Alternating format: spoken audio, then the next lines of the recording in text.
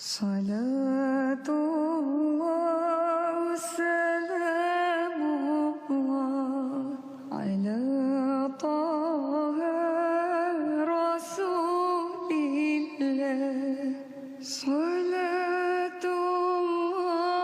salamullah ala yasin wa ala alihi wa ashabi ajma'in, amma ba'd. Jamaah rahimakumullah. Pernah ada seorang yang meminta nasihat kepada seorang alim ulama. Dia mengatakan, "Ausini, kasih aku wasiat." Ternyata wasiatnya hanya satu. Dia mengatakan, "Mu'askarul maut yantadhirunak." Kata dia, tentara-tentara kematian menantimu, menunggu kita. Jadi kita semua yang sedang duduk di tempat ini sejatinya sedang menunggu antrian. Allah Azza wa Jalla mengatakan, kullu nafsin dha'iqatul maut. Semua yang bernyawa pasti merasakan kematian, tanpa terkecuali.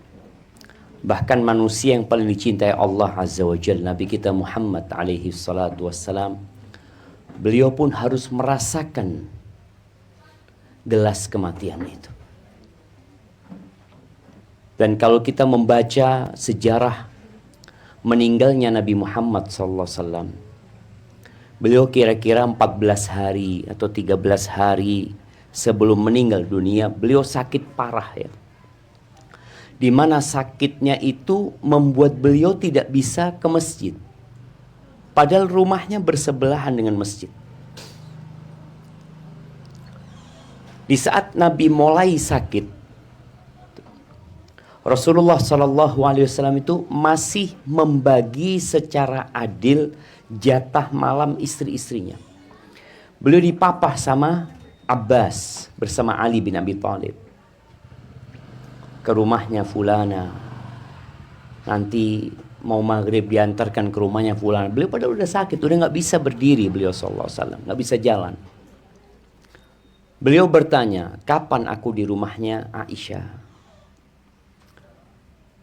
Sampai pada akhirnya istri-istri Nabi yang lainnya memberikan izin buat Nabi SAW untuk dirawat di rumahnya Aisyah. Subhanallah, di rumahnya Aisyah sakitnya semakin parah. Beliau pernah mau sholat, beliau tanya sama sahabatnya, ketika itu sholat Isya. Insya Allah sholat Isya malam Jumat atau malam Sabtu. Karena Nabi SAW meninggal di hari Senin ya. Di tanggal 12 Rabiul Awal.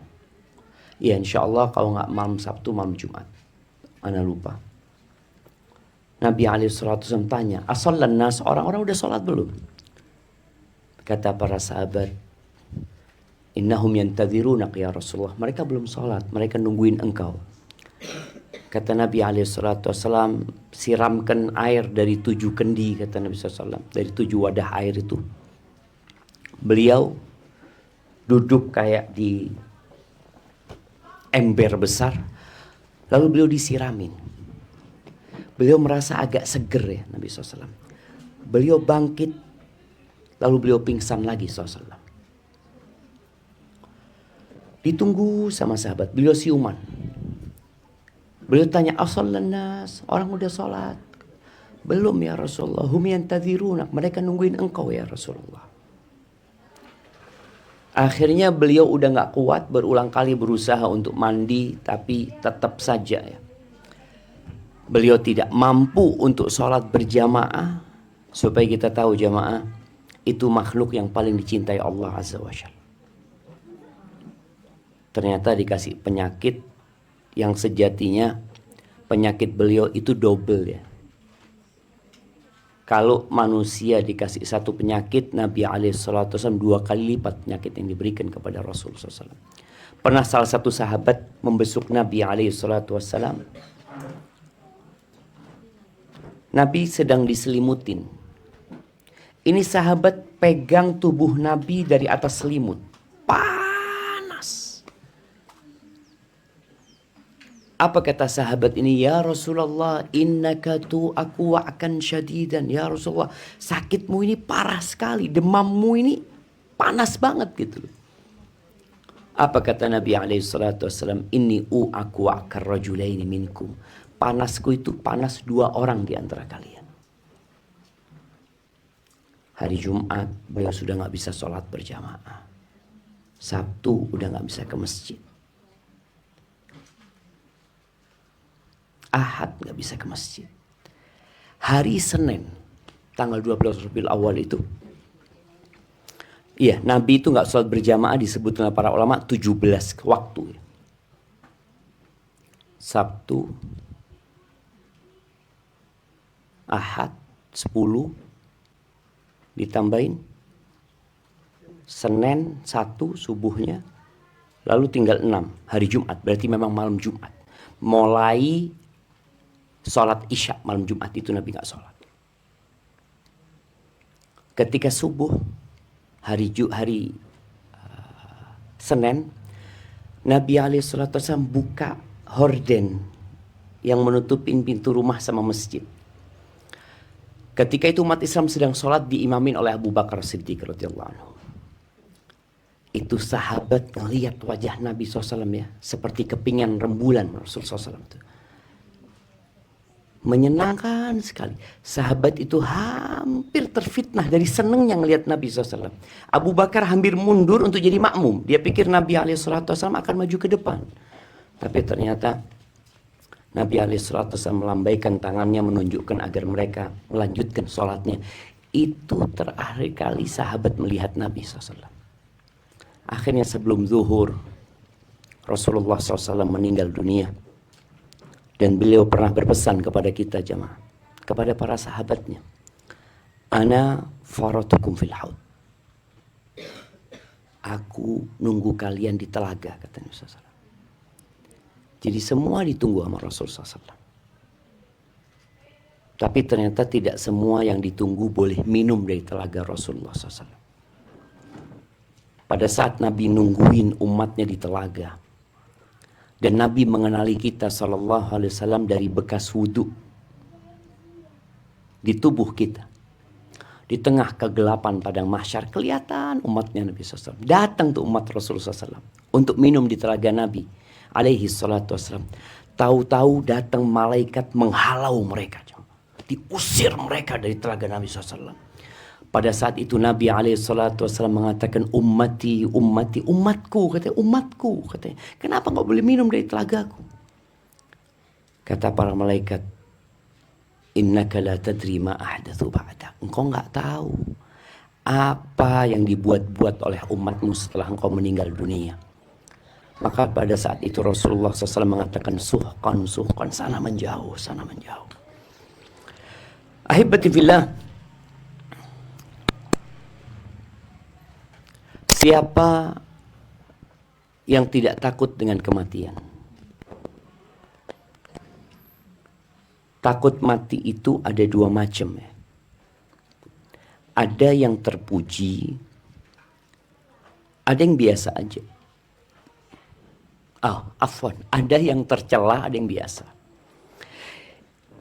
Yang biasa itu ya tabiat manusia. Dia takut dengan kematian, makanya dia berobat. Ketika orang tuanya sakit, dilihat kondisinya kritis, dia khawatir orang tuanya meninggal, dia bawa ke rumah sakit dengan harapan diobatin agar tetap hidup. Kita pun ketika naik kendaraan, kita berusaha untuk hati-hati supaya jangan sampai terjadi tabrakan yang menyebabkan kematian. Itu hal yang wajar sebenarnya. Tapi ada takut mati yang tercela. Takut mati yang tercela itu adalah takut mati karena cinta kepada dunia. Ketika Rasul SAW mengatakan bahwa tada'alaikumul umam ya, hampir umat ini mengeroyok kalian. Umat-umat yang ada itu mengeroyok kalian. Kama tada'al akalatu ila qas'atiha. Sebagaimana orang yang sedang makan nasi barengnya satu nampan saling manggil, ya Allah, ta'al. Maka para sahabat bertanya kepada Rasul SAW, awa min qillatin nahnu yawma idzin ya Rasulullah. Apakah kita dikeroyok oleh umat yang banyak itu karena jumlah kita sedikit? Kata Rasulullah SAW, bal antum yawma idzin katsir. Jumlah kalian pada waktu itu banyak. Banyak jumlah kalian. Terus kok bisa ya? Secara logika, orang yang sedikit dikeroyok sama orang yang banyak. Tapi mana mungkin, umpamanya ada 3 orang mengeroyok 10 orang. Itu nggak terjadi. Tapi ternyata terjadi dengan umat Nabi SAW.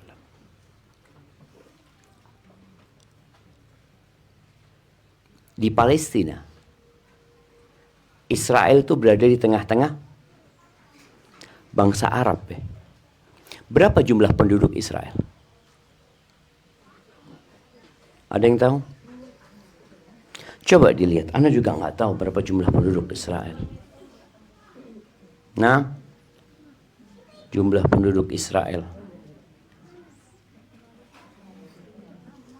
Penduduk Israel 9 juta. Iya, 9.400.000 kira-kira kan. Baik, jumlah penduduk Mesir.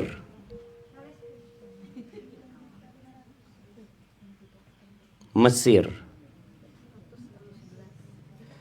111 juta. Ini baru Mesir ya. Belum Palestina sendiri, belum Jordania, belum Arab Saudi, belum Kuwait, belum negara-negara yang di sekitarnya. Bagaimana ternyata apa yang disabdakan Nabi SAW terjadi gitu loh. Jumlah yang 9 juta ngeroyok yang 11 juta, ngeroyok yang 2 miliar umat Islam sekarang. Dan tanpa bisa berbuat apa-apa umat Islam. Padahal jumlah mereka hanya 9 juta. Rasulullah SAW menyebutkan, wala yanzi'annallah min qulubi aduwikumul mahabata minkum. Allah akan mencabut rasa gentar musuh kalian kepada kalian. Jadi dulu orang kafir itu menghadapi umat Islam yang sedikit takut, gentar mereka. Umat Islam ketika perang Badar berapa jumlahnya yang perang? 300 belasan melawan 1000. Menang yang 300. Pada waktu perang Yarmuk melawan Romawi, kemudian nanti akan ada pembebasan Palestina, umat Islam itu jumlahnya hanya 50.000 melawan 200.000 pasukan Romawi. Menang umat Islam. Jadi musuh itu takut. Mereka benar-benar, kok bisa ya umat Islam ini kok berani gitu loh. Dan musuh itu takut. Tapi Nabi SAW mengatakan nanti akan terbalik. Musuh nggak takut, umat Islam menjadi takut. Allah akan cabut, kata Nabi SAW, wala yanzi'annallahu min qulubi aduwikumul mahabata minkum. Allah akan cabut rasa takut musuh kalian kepada kalian. Jadi nggak takut lagi menghadapi umat Islam. Ketika perang Tabuk, Nabi SAW itu bawa pasukan 30.000. Itu pasukan terbesar yang pernah dipimpin Rasulullah SAW. Berangkat ke Tabuk melawan Romawi. Sampai sana Romawi sudah mempersiapkan tentara 200.000. Tapi mereka nggak berani. Yang terjadi sebaliknya, Allah cabut rasa gentar musuh kalian kepada kalian. Lalu Nabi SAW mengatakan, wala yulqiyanna fi qulubikumul wahn. Allah akan lemparkan di dalam hati kalian wahn. Wahn ini kalau secara bahasa artinya kelemahan.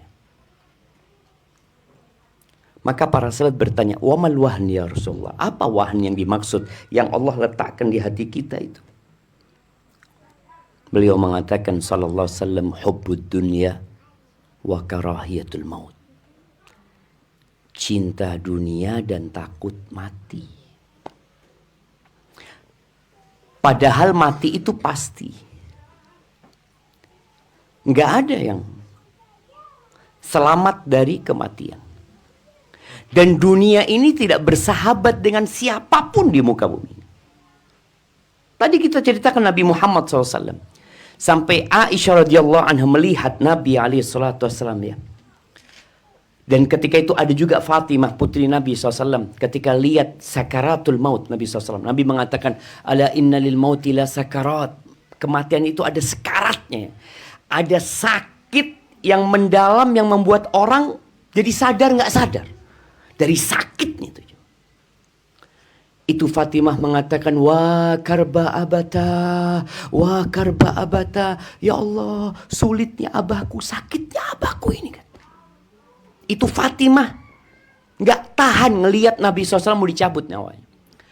Lalu Nabi SAW mengatakan kepada Fatimah, la karba ala abika ba'dal yawm.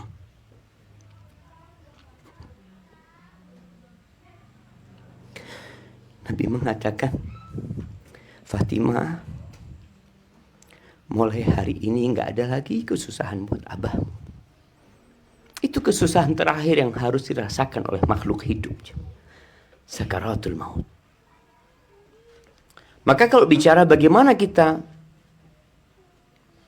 menghadapi rasa takut kepada kematian. Tadi takut yang seperti apa? Kalau takut mati karena cinta dunia, karena kita ingin lebih lama hidup di dunia, maka itu tercela. Rasulullah SAW mengatakan, akthiru dzikra hadimil ladzat. Kalian perbanyak mengingat kematian. Tapi beliau tidak mengatakan kematian. Beliau mengatakan hadimul ladzat. Pemutus segala kelezatan. Kematian itu memutuskan segala kelezatan. Berapa banyak orang yang sedang bangun rumah dan dia berpikir untuk pindah ke rumah itu. Atau dia baru pindah ke rumah itu, tahu-tahu dia harus meninggalkan kelezatan tersebut. Umar bin Abdul Aziz rahimahullahu ta'ala, pernah dia lewat kuburan, kayaknya lagi ada jenazah. Karena waktu panas orang itu ngiup ya, dia cari naungan supaya nggak hitam, supaya nggak kusam wajahnya. Lalu Umar bin Abdul Aziz mengatakan kepada mereka, wahai orang-orang yang takut kusam wajahnya, ketahuilah suatu hari wajahmu akan ditempelkan ke tanah. Akan dimakan oleh cacing dan ulat. Akan jadi tulang belulang. Sekarang kau takut wajahmu kusam kena matahari. Kau takut. Orang merawat wajahnya sekarang. Padahal dia tahu ada satu hari yang rawatan itu nggak ada gunanya.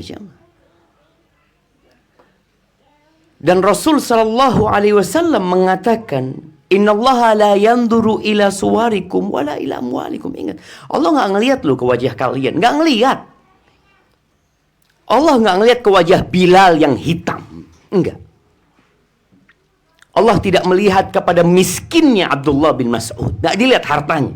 Sedangkan kita mengukur manusia itu dengan harta, dengan penampilan. Allah nggak ngelihat. Wa innama yanzuru ila qulubikum wa a'malikum. Yang dilihat sama Allah itu hati kalian dan amalan kalian. Jadi kalau bicara khawatir dengan kematian itu pasti gitu loh. Khalid bin Walid itu mati di atas ranjang. Padahal Khalid ikut perang. Kata Khalid bin Walid ketika dia di atas ranjang kematian. Khalid itu nggak punya anak. Radhiyallahu ta'ala anhu. Ya, insya Allah seperti itu. Dia mengatakan, tidak ada satu tempat di jasadku kecuali ada tebasan pedang. Bekas tebasan pedang. Atau bekas tusukan tombak. Atau bekas anak panah yang menancap. Khalid bukan kebal ya, enggak. Lalu dia mengatakan, ha anada amutu kama yamutu thawr. Aku sekarang mati seperti matinya sapi jantan. Dia kepingin mati di medan perang. Tapi ketika Allah katakan enggak. Semua takdirnya orang sudah ditulis. Padahal dia menuju ke medan perang, tapi nggak mati di sana. Dia mati di atas ranjang. Maka kematian sebuah kepastian, kita disuruh mengingat bukan agar was-was menghadapi hidup ini. Karena ada orang yang ingat mati jadi was-was. Dia takut nanti anak kalau keluar gimana kalau ditabrak. Nanti kalau anak ini gimana. Nggak ada. Engkau kalau bicara mati di atas ranjang engkau mati. Berapa banyak orang yang kerjanya jadi ojek. Yang tiap hari dia di atas jalan ya. Tapi ternyata matinya di rumah sakit bukan karena tabrakan.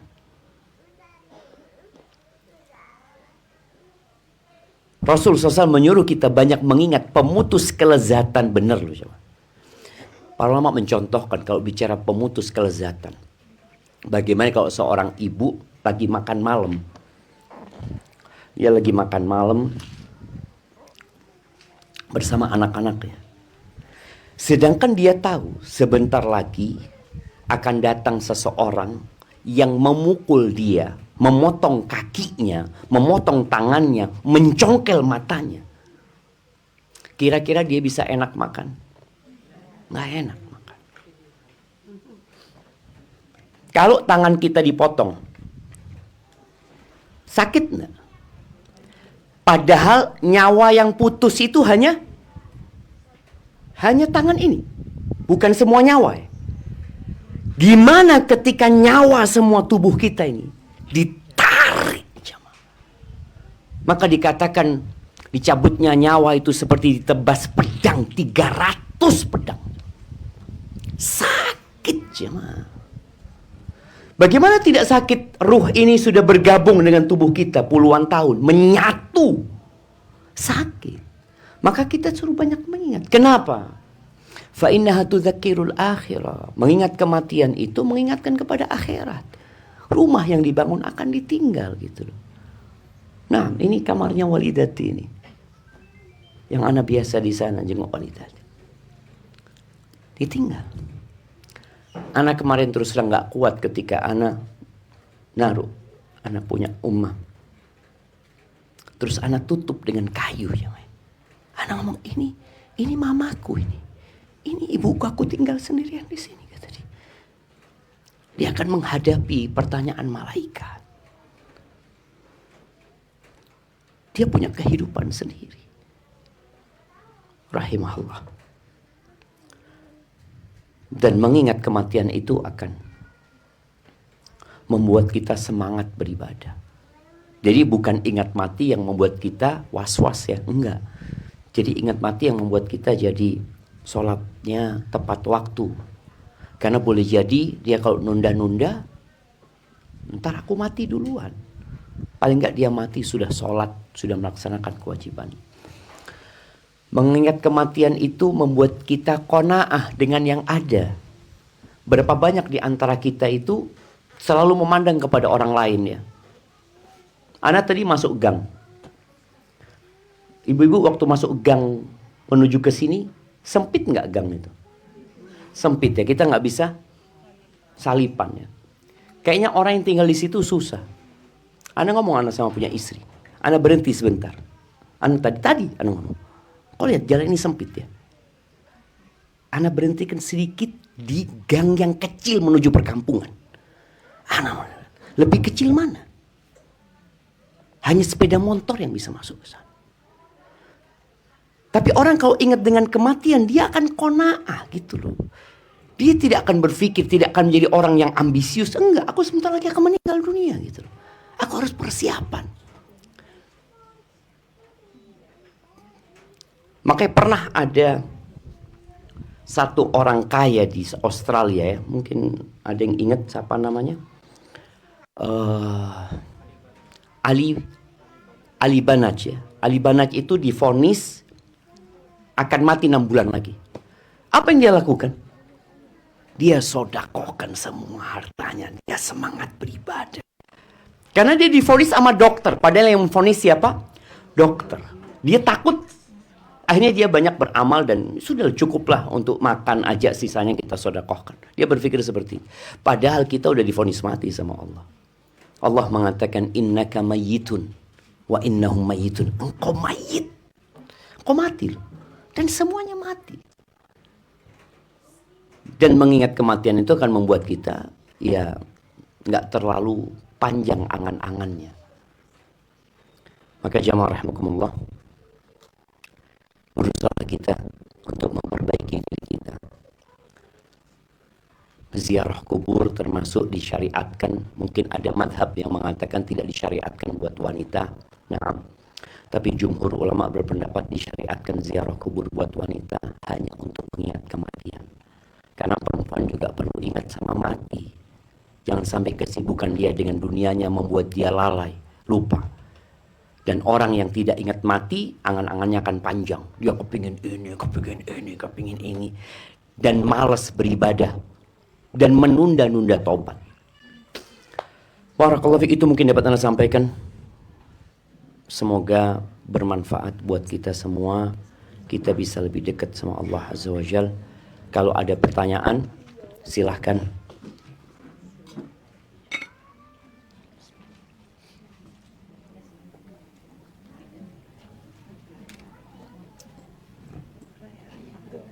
Tafadhali kalau ada yang bertanya.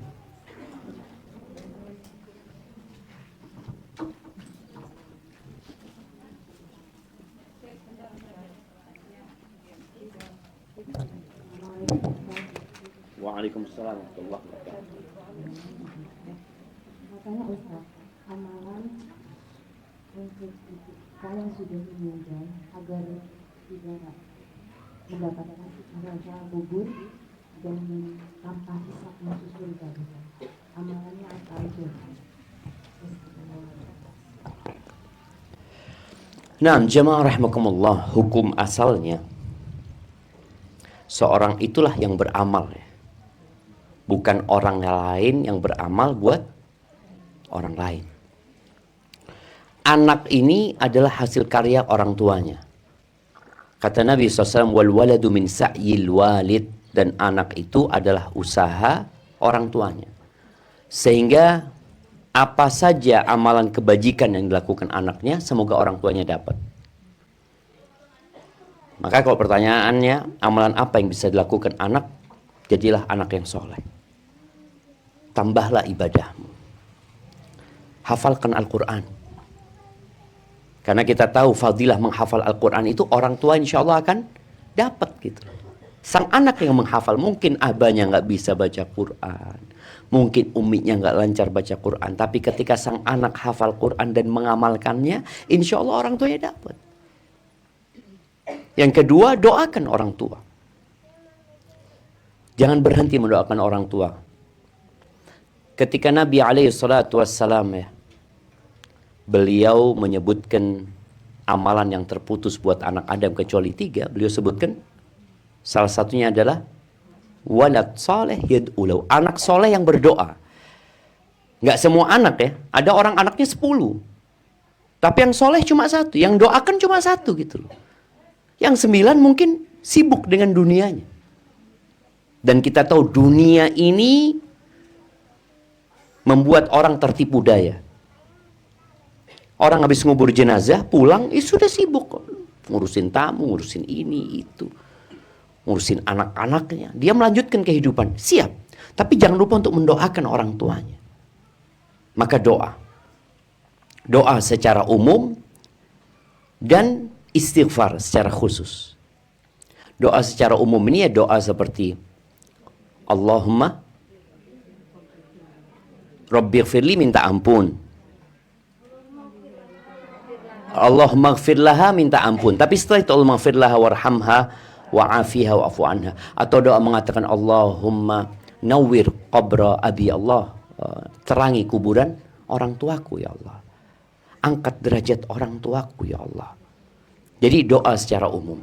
Itu yang perlu dilakukan oleh anak. Kemudian sedekah. Sedekah dengan niat buat orang tua. Ada anak sedekah, insya Allah orang tua dapat pahala, dapat bagian pahala karena orang tua yang mendidik itu anaknya. Tapi ada sedekah yang diniatkan buat orang tua. Ketika Sa'ad bin Ubadah datang kepada Nabi SAW, dia mengatakan, ya Rasulullah, inna ummi infalatat walam tusi. Ibuku meninggal dunia, aku nggak ada di kota Medina. Dan ibuku juga nggak ngasih wasiat apa-apa gitu loh. Afa yanfa'uha idza tasaddaqtu anha? Apakah jadi manfaat buat ibuku kalau aku sedekah buat dia? Aku mengatakan, nah, maka sedekah buat ibunya. Jadi ada sedekah anak, ada sedekah yang diniatkan, memang anak niatkan buat umi anak umpamanya. Ini buat abah anak. Dia bangun masjid umpamanya, wakaf buat ibunya, wakaf buat abahnya. Itu insya Allah akan diangkat pahalanya atau diterima di sisi Allah Azza wa Jalla. Kemudian menyambung hubungan baik dengan orang-orang yang dicintai oleh orang tua kita. Nabi SAW mengatakan, inna min abarril birri silatur rajuli ahla wuddi abi. Termasuk kebaktian yang puncaknya, anak ini berbakti, maksimal dia berbakti sama orang tuanya, adalah dia berbuat baik, menjalin hubungan baik dengan orang-orang yang dicintai orang tuanya. Kan banyak sekarang ya, orang itu kalau umpamanya orang Jember kemudian sudah pindah, abah ibunya meninggal dunia, dia pindah ke Surabaya atau dia kemana, merantau dia. Ketika ditanya, engkau kenapa kok nggak balik ke Jember? Kata dia, nah, udah nggak ada orang tua anak, udah meninggal, kata dia. Padahal ada kesempatan berbakti dengan siapa? Dengan kerabat. Di situ ada kholatinya, ada ammatinya, ada sohibnya. Sampai sohib. Pernah Abdullah bin Umar bin Khattab ini dalam perjalanan dari Mekah ke Madinah, mungkin pulang dari umrah atau haji, dalam perjalanan dia ketemu dengan seorang badui. Orang badui ini dikasih surban ya. Bicara surban dulu mahal sekali jangan.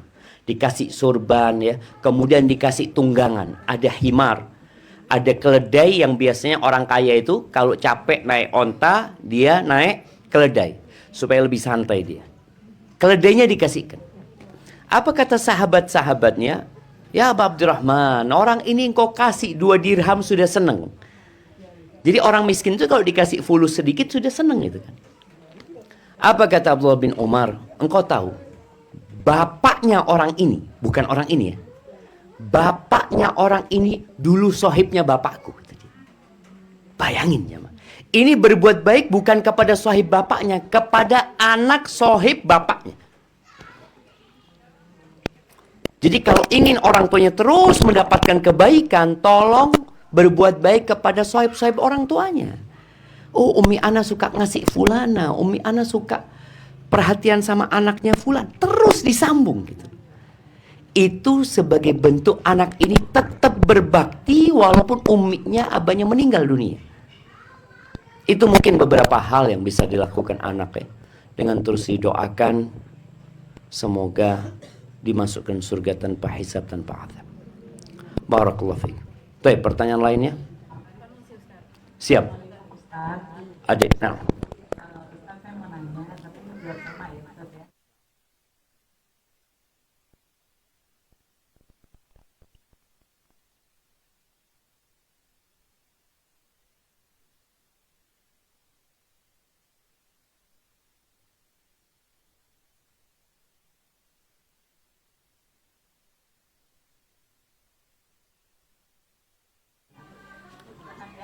Allahumma amin.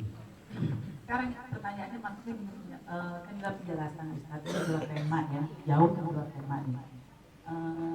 Apakah benar Ustaz kalau kita udah di atas umur 60 tahun itu udah nggak perlu berhijab? Nggak perlu berhijab. No. Saya ada ketemu beberapa teman ya masih sebagai lah. Dia bilang dia itu mendengarkan dari Ustadz membolehkan kalau udah di atas umur 60 itu nggak apa-apa, nggak sampai hijab, tapi siapa Ustadznya juga nggak sebutin. Dan saya tahu orang itu nggak mungkin ngarang karena orang itu selalu ngomong apa adanya gitu Ustadz. Nah, mohon penjelasannya. Nah, Masya Allah. Iya. Allah itu berfirman di surat An-Nur di ayat 60 ya, Masya Allah. Ayatnya ayat 60. Allah mengatakan wal qawaidu minan nisa allati la yarjuna nikahan. Dan wanita-wanita yang udah duduk, yang udah tua renta, yang dia tidak berharap menikah. Dan juga laki-laki sudah tidak tertarik sama dia. Kata Allah, "Falaysa 'alaihinna junahun an yadh'na thiyabahunna ghaira mutabarrijatin bizina." Maka nggak apa-apa buat perempuan-perempuan itu untuk meletakkan pakaian mereka tanpa bersolek dengan perhiasan. Wa an yasta'fifna khairun lahunna. Tapi kalau mereka menjaga iffah, menjaga kehormatan mereka, itu lebih baik. Apa yang dimaksud meletakkan pakaian mereka? Ya, Ana pernah menyampaikan dalam sebuah kajian bahwa mereka udah nggak apa-apa nggak pakai jilbab. Seperti itu. Akhirnya terjadi diskusi panjang ya. Ada seorang ustadz yang WA Ana. Ustadz, pembahasan ini kayaknya memang ada khilaf di antara para ulama. Akhirnya kita bahas panjang. Ada dua pendapat para ulama. Yang pertama yang dimaksud itu perempuan itu nggak perlu pakai kerudung besar. Dia boleh pakai kerudung yang kecil aja yang cukup menutup kepalanya. Tetap kepalanya itu ditutup. Itu pendapat yang pertama. Jadi bukan berarti dia lepas. Pendapat yang kedua, dia boleh nggak pakai kerudung sama sekali, tapi di rumah. Maksudnya di rumah ini ya orang tua sudah. Kadang kala ada tamunya, ada kerabatnya yang bukan mahram ya, yang datang. Tapi bukan untuk keluar. Ingat, tanpa bersolek. Karena sekarang ada emak-emak wis tuwek yo. Dia perhiasannya masih setengah kilo digawe kabeh. Ndak boleh yang seperti itu. Jadi ada dua penjelasan tadi, yaitu dia pakai kerudung kecil saja. Pakai kerudung kecil, pakai khimar ya. Khimar itu kerudung, bukan dibuka semuanya. Tapi dengan catatan nggak boleh bersolek ya. Nggak boleh berhias, emas-emasannya nggak boleh dipakai. Kemudian pendapat yang kedua, dia boleh lepas semuanya, tapi di rumah. Maksudnya di rumah itu kalau dia tetap harus pakai kerudung. Kadang-kadang perempuan itu mungkin berjemur ya depan rumahnya. Kemudian tahu-tahu ada yang bukan mahramnya ngeliat ya. Seperti itu. Itu ada keringanan buat mereka. Ini buat mereka yang sudah tidak diharapkan pernikahannya. Bukan yang manupus ya. Karena ada yang menafsirkan perempuan yang manupus. Bukan. Ya mungkin seperti itu. Hadza wallahu a'lam bissawab. Naam, tafadhali.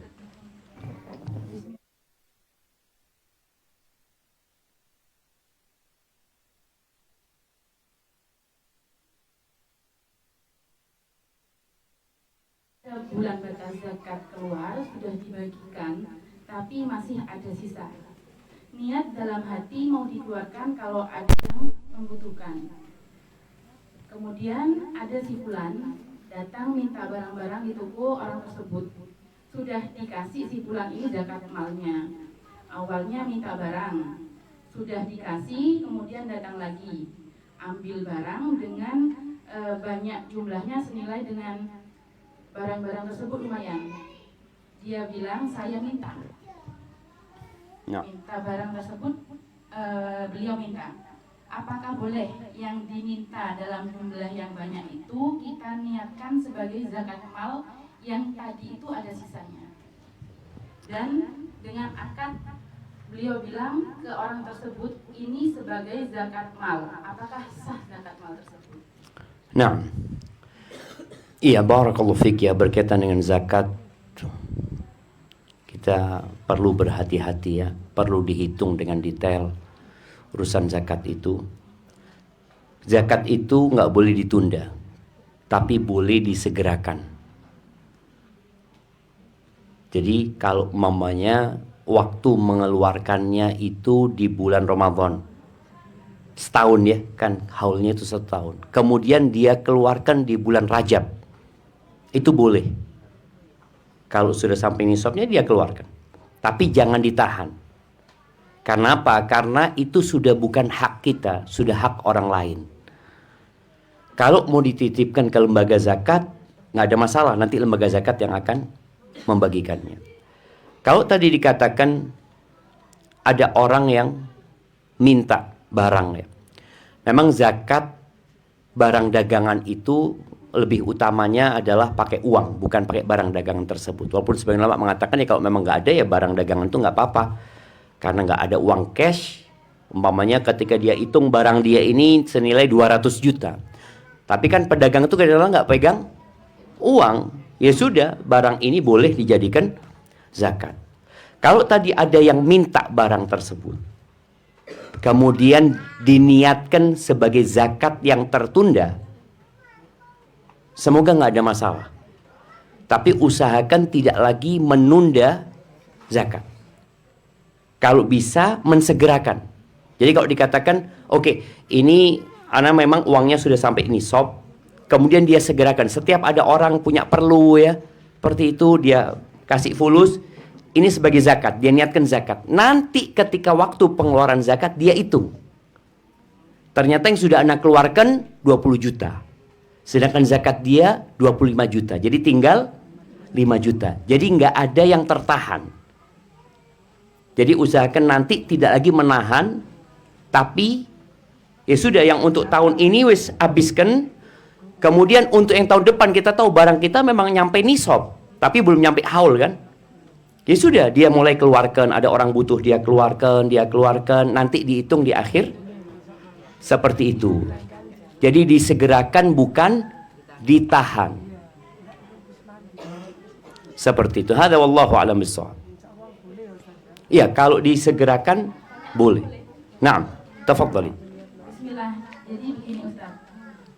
Tadi disampaikan bahwa kita ini semua adalah mayit calon bangkai ya Ustaz ya. Tidak perlu bernafsu untuk mengejar dunia. Tapi kita ini kan harusnya ikhtiar ya untuk mempersiapkan bekal anak-anak kita ke depannya agar bisa menjalani satu kehidupan yang lebih baik. Apakah itu termasuk dalam arti kata mengejar dunia? Masya Allah, barakallahu fiik. Iya jemaah, kita tahu para sahabat Nabi kaya. Utsman bin Affan kaya raya, Abdurrahman bin Auf kaya raya.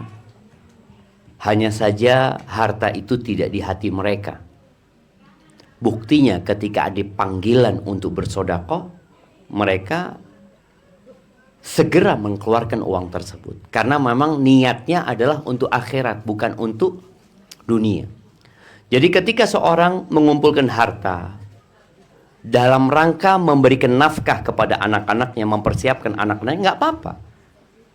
Bahkan ketika dia niat untuk memberikan nafkah, jadi seorang yang bekerja dalam rangka memberikan nafkah kepada orang tuanya, kepada anak-anaknya, atau kepada dirinya sendiri, supaya dia nggak jadi benalu di masyarakat, supaya dia nggak minta-minta sama orang tuanya, supaya dia nggak merepotin orang lain. Apa kata Nabi SAW? Fahuwa fi sabilillah. Maka orang itu di jalan Allah Azza wa Jalla. Tapi kalau orang mengumpulkan harta, mengumpulkan dunia untuk dunia, dia tidak pernah berpikir akhirat. Buktinya dia bakhil. Buktinya dia ya berpikir untuk memperindah rumahnya, tapi masjid butuh bantuan nggak dia bantu. Jadi intinya nggak apa-apa, bukan nggak apa-apa, bahkan diperintahkan kita bekerja mencari dunia untuk bekal akhirat. Itu mungkin. Orang yang mencari dunia, kata Nabi SAW, riya'an wa mufakharatan. Barang siapa yang mengumpulkan harta dalam rangka riya. Apa artinya riya? Pamer. Mufakhar, untuk berbangga-banggaan, untuk ganti aksesoris hidup dia, ganti ini, ganti itu, hanya untuk berbangga-banggaan. Fahuwa fi sabilis syaitan. Maka orang yang seperti ini di jalannya setan. Jadi kerjanya sama-sama kerja di satu perusahaan, sama-sama buka usaha yang menguntungkan, yang satu fi sabilillah, yang satu fi sabilis syaitan. Apa yang membedakan? Niatnya. Jadi ketika orang tua tadi, anak ini bikin orang tua bakhil jemaah. Anak ini bikin orang tua jadi pengecut. Anak ini bikin orang tua bersikap bodoh dia. Anak ini membuat orang hidup dalam kesedihan. Itu anak. Maka Allah katakan, innama amwalukum wa auladukum fitnah. Anak dan harta kalian itu fitnah. Jangan sampai anak dan harta itu membuat lupa dari zikrullah. Itu intinya. Kata Allah Azza wa Jalla, ya ayyuhalladzina amanu la tulhikum amwalukum wala auladukum an dzikrillah. Wahai orang-orang beriman, jangan sampai harta dan anak-anak kalian membuat kalian lupa dari mengingat Allah Azza wa Jalla. Sehingga lupa dengan halal haram, ya. Lupa dengan kewajiban-kewajibannya. Wa may yaf'al dzalika fa ulaika humul khasirun. Barang siapa melakukan itu, maka dia adalah orang-orang yang merugi dalam kehidupan ini. Hadza wallahu a'lam bissawab. Bismillah, Ustaz. Saya mau tanya. Nah, ada pertanyaan. Satu pertanyaan kalau yang saya mau tanyakan. Tapi ini ada jiron saya yang nitip barusan. Ya. Jadi yang pertama ini karena ada kaitan dengan yang pertanyaan tadi. Ini dia tanya, kalau dia mendapatkan warisan, misalnya 50 juta atau 100 juta, apakah itu harus dizakati? Pertanyaan yang pertama, Ustadz, ya. Terus pertanyaan dari saya, Ustadz. Saya ini, Ustadz, hidup di kota Lawang. Dan saya dididik ngaji di Nahdo, Bunyai. Dan saya ditinggal mati oleh abi saya sejak saya umur 6 tahun. Dan saya setiap sholat itu saya mendoakan orang tua saya, terutama abi saya meninggal. Dan saya bacakan Fatihah. Allahumma betul, sampai saya sekarang lupa, Ustadz, karena saya mulai dari dulu saya bacanya seperti ini, ya. Kalau tidak salah saya tujukan Fatihah itu untuk abi saya. Dan itu sampai saya besar. Dan setelah saya sekarang ini mendapatkan bahwa kalau mendoakan orang tua itu harus dengan istighfar. Nah, yang saya tanyakan, istighfar ini berbentuk doa misalnya seperti tadi, Allahumma firlahu, itu dan lain-lainnya seperti Ustadz katakan tadi, atau istighfar seperti biasanya, istighfar, yakni istighfar astaghfirullahaladzim. Nah, saya ingin penjelasan itu karena saya selalu lihat Ustadz Subhan itu mengatakan istighfarlah untuk orang tuamu, karena waktu itu ada malaikat menyambut dan berhenti. Karena kenapa berhenti? Karena istighfar dari anakmu. Lah, itu istighfar yang berupa doa atau istighfar kita yang baca astagfirullah tapi ditujukan untuk orang tua. Itu ya Ustadz, ya, yang pertama, ya, tadi pertanyaan saya. Dan yang kedua masalah Fatihah tadi, saya bacakan untuk orang tua saya. Karena Ustadz dan saya ngaji, saya tujukan untuk juga karena saya dididik seperti itu di kalangan Nahdlatul dulu. Lah, setelah itu saya melaksanakan itu. Setelah saya tahu, waktu saya kuliah, saya berhenti membaca Fatihah tadi, dan saya berhenti juga untuk mengaji. Jadi saya cuma Rabbi Firli. Tapi setelah itu, saya waktu malam-malam itu mimpi, Ustadz. Didatangi abi saya. Dia bilang gini ke saya, Nur, kenapa kau tidak ngirim ke saya? Tidak tahu itu mimpi itu apa yakni bunga mimpi atau itu teguran. Terus saya kembali lagi, saya bacakan itu. Padahal saya tidak pernah diimpeni mulai saya umur sejak ditinggal sampai saya mahasiswa. Berarti saya sudah berumur waktu itu 18-19 tahun. Lah, itu apa ada kaitannya?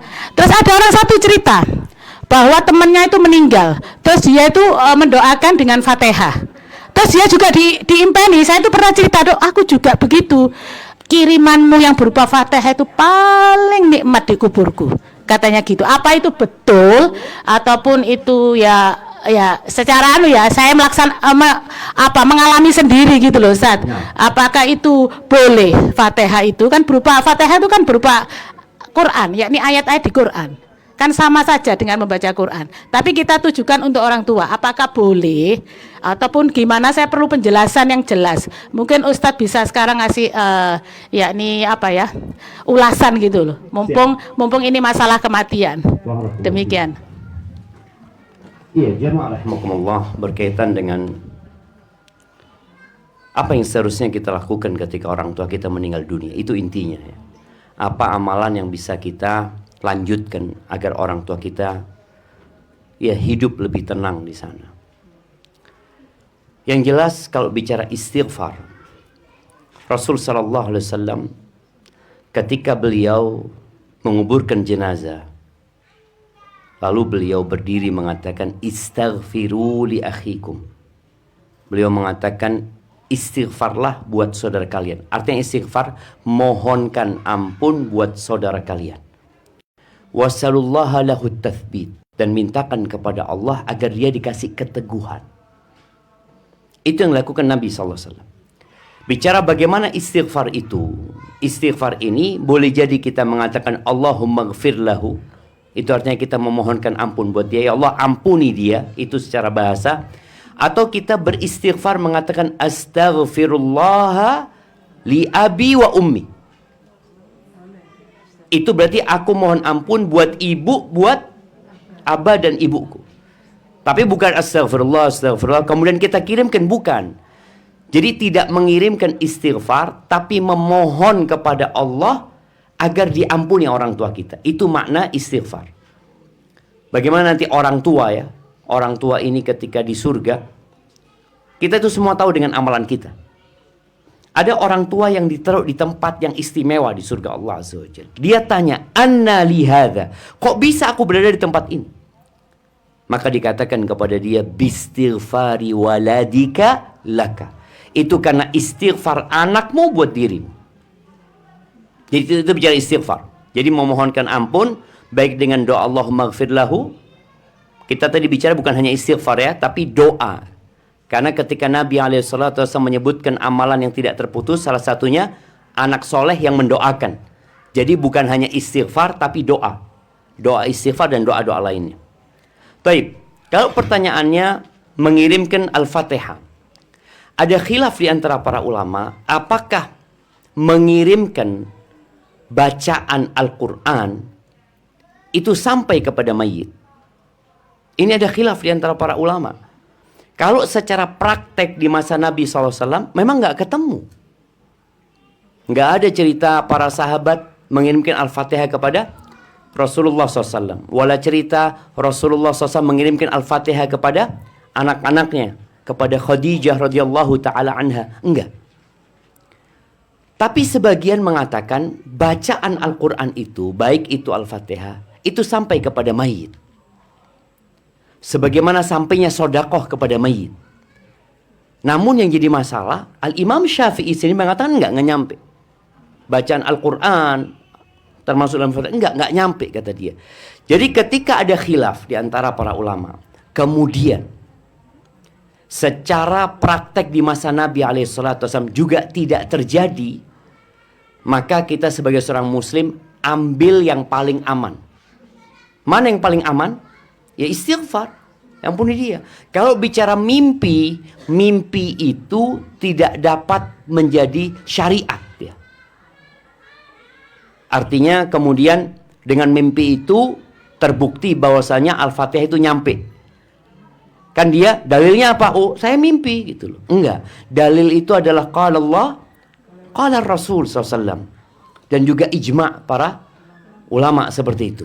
Jadi ada yang mengkiaskan karena sodako nyampe berarti bacaan Quran juga nyampe. Makanya di madhab Hambali mereka berpendapat nyampe bacaan Quran itu. Jadi orang baca Al-Quran, baca tabarok ya, umpamanya kemudian dia niatkan, ya Allah, pahalaku ini, pahala bacaanku ini buat ummiku ya Allah, seperti itu.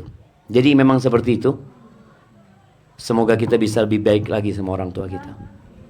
Nah, Durung sih warisan, dapat warisan. oh iya, pertanyaan tentang warisan ya. Iya, zakat ini ingat syaratnya zakat mal itu apa? Harus haul dan nisab. Kalau zakat itu atau warisan itu sudah sampai haul dan nisab, maka dikeluarkan. Tapi kalau enggak, umpamanya pembagian waris, abahnya meninggal dunia, 5 bulan kemudian dibagi warisnya. Dan abah sudah mengeluarkan zakat. Jadi 5 bulan ini kan belum sampai haul. Kemudian 50 juta juga belum sampai nisab. Jadi dikeluarkan kalau sampai nisab dan haul. Itu intinya. Kalau sampai haul tapi nggak sampai nisab, nggak wajib. Boleh jadi memang anak warisannya nggak banyak Ustaz, 50 juta. Tapi anak punya tabungan 50 juta juga gitu loh. Jadi ini digabungkan, nanti dilihat 100 juta itu sampai nisab apa enggak? Sekarang harga emas berapa? Oh enggak, lebih 1,2 dikali 85. Kalau memang sudah nyampe, maka dikeluarkan zakatnya. Itu berkaitan dengan warisan. Jadi ada warisan yang ditunda 5 tahun, tidak dibagi-bagi ya. Nah, itu nanti tiap tahun ada zakatnya. Itu perlu diperhatikan. Gimana? Oh ya, kalau berbentuk rumah itu dijual atau tidak? Kalau rumah itu dijual dengan bukan karena kebutuhan ya, tapi karena mencari keuntungan dari penjualan rumah tersebut. Karena ada orang memang yang jual rumah itu cari keuntungan. Ketika dia menjualnya sebagai barang dagangan, maka ada zakatnya. Tapi kalau dia jual enggak, kita bukan jual untuk cari keuntungan, tapi karena memang tidak punya fulus keluarga ini. Menjual itu untuk dibagi, maka nggak ada zakatnya. Seperti itu. Barakallahu fikum. Baik. Nah, pertanyaan terakhir mungkin. Kalau di dalam kubur itu katanya ada temennya gitu Ustaz, seperti jodohnya gitu Ustaz. Ada temennya? Iya, maksudnya itu katanya berupa amalan. Kalau amalnya bagus itu berupa cowok ganteng, kalau umpamanya yang perempuan yang kalau yang laki dapat cewek yang cantik, katanya gitu Ustaz. Apa benar Ustaz? Iya. Dan itu sampai kiamat ada terus apa gimana Ustaz? Ya Ustaz, terima kasih, jazakumullah.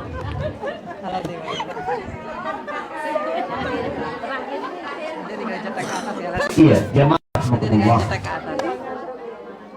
Berkaitan dengan seorang yang sudah meninggal dunia di alam kubur sana. Orang kalau sendiri itu sumpek. Walaupun dia di rumah yang indah.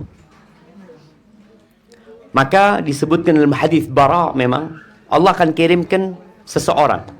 Kalau orang ini orang soleh, akan datang orang yang indah dilihat.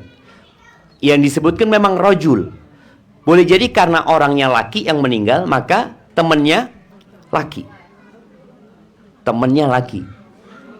Kalau perempuan, temannya mungkin perempuan. Karena perempuan ini asyik kalau ngomong sama perempuan gitu. Laki asyik kalau ngomong sama laki. Wallahu a'lam bishawab. Tapi yang disebutkan sama Nabi SAW, akan datang seseorang yang wajahnya indah, yang aromanya wangi, yang pakaiannya menarik. Lalu orang ini tanya, engkau siapa? Wajahmu wajah orang baik, kata dia. Qala, engkau nggak kenal sama aku. Ana amaluka saleh. Aku amal solehmu, kata dia. Maka dia yang akan mendampingi. Sampai kapan? Ya wallahu a'lam. Jadi di alam kubur itu ada fase nanti orang itu dibikin tidur ya. Karena dia ada yang ketika tahu dia dibukakan pintu surga, dia mengatakan aqimis sa'a, ya Allah bangkitkan hari kiamat. Dia kepingin kiamat itu dibangkitkan. Karena dia kepingin masuk surga Allah Azza wa Jalla. Dan nanti ruhnya orang yang mati ini, kalau dia orang soleh, akan Allah letakkan di rongga burung-burung yang berwarna hijau. Tasrahu fi asjaril jannah. Dia akan berterbangan di pohon-pohon surga. Tapi kalau orang yang mati syahid, itu bebas terbang kemana saja. Karena ketika kita mati, semuanya tergantung amalannya. Jadi kira-kira seperti itu. Wallahu a'lam bishawab. Oke, satu pertanyaan. Naam.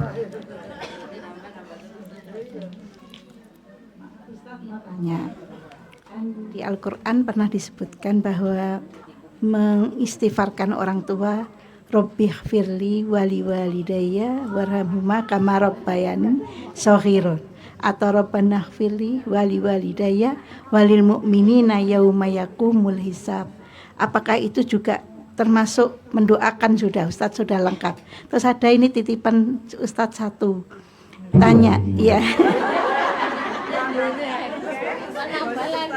Mau tanya katanya kalau ziarah kubur itu seorang perempuan satu kota tapi Ustadz ya, tapi tanpa mahram, apakah boleh? Masya Allah, barakallahu fiik. Taib, berkaitan dengan istighfar, yang di Al-Quran itu bukan Rabbighfirli wali walidayya warhamhuma kama rabbayani saghir, tapi wa qur rabbirhamhuma kama rabbayani saghir. Katakan semoga Allah merahmati keduanya sebagaimana keduanya merawatku ketika kecil. Tapi ketika orang mau doa ditambah Rabbighfirli wali walidayya warhamhuma kama rabbayani saghir. Kemudian doa Rabbighfirli wali walidayya walil mu'minina yauma yaqumul hisab, itu doa minta ampun saja. Tapi kan doa nggak harus itu saja. Kita bisa doa umpamanya Allahumma atiq riqaba abaina minan nar, ya Allah jauhkan lepaskan leher-leher orang tua kami dari api neraka, selamatkan orang tua kami dari api neraka. Atau kita doa Allahumma a'ti walidayya afiyah fi quburihima, ya Allah kasih afiah buat kedua orang tua kita di kuburannya. Jadi kalau Rabbighfirli itu hanya minta ampun. Tapi kita doa lebih dari itu nggak apa-apa, dan tidak harus dengan bahasa Arab ya. Momennya ketika kita ingat sama orang tua kita, ingat dengan kebaikan-kebaikan orang tua kita, kemudian kita doakan, ya Allah luaskan kuburannya, ya Allah. Seperti itu. Nah, kemudian pertanyaan kedua, ziarah kubur. Iya. Jadi kalau bicara ziarah kubur atau ziarah ke rumahnya sohib pun, kalau tidak butuh safar maka tidak butuh mahram. Tidak membutuhkan mahram. Mahram itu dibutuhkan ketika safar. Tapi buat yang ziarah kubur, tolong adab ziarah kubur dijaga. Karena ada perempuan ziarah kubur ya, kadang-kala dengan pakaiannya yang tidak syar'i seperti itu. Akhirnya orang di kuburan yang seharusnya ingat mati, ngelihat harim-harim ini jadi tidak iling mati seperti itu. Nah, itu perlu diperhatikan adab ziarah kubur. Dan tujuan kita ziarah kubur dua. Yang pertama apa? Ingat mati. Yang kedua mendoakan.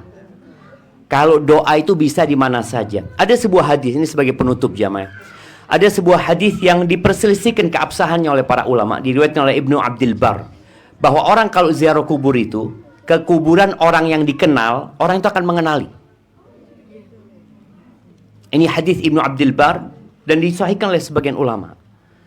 Maka ketika kita ziarah ke kubur orang tua kita, kita datang, maka orang tua kita akan mengenali kita menurut sebagian ulama berdasarkan hadis yang diriwayatkan Ibnu Abdul Bar. Tapi paling tidak kalaupun dia tidak mengenali kita, kita sudah mendoakan dia dan kita mengingat kematian itu sendiri jamaah. Barakallahu fiik, itu yang dapat Anda sampaikan. Kurang lebihnya mohon maaf. Kalau ada jawaban yang kurang jelas bisa ditanyakan kepada ustadz-ustadz lainnya. Subhanakallahumma bihamdika asyhadu an la ilaha illa anta astaghfiruka wa atubu ilaik. Assalamualaikum warahmatullahi wabarakatuh.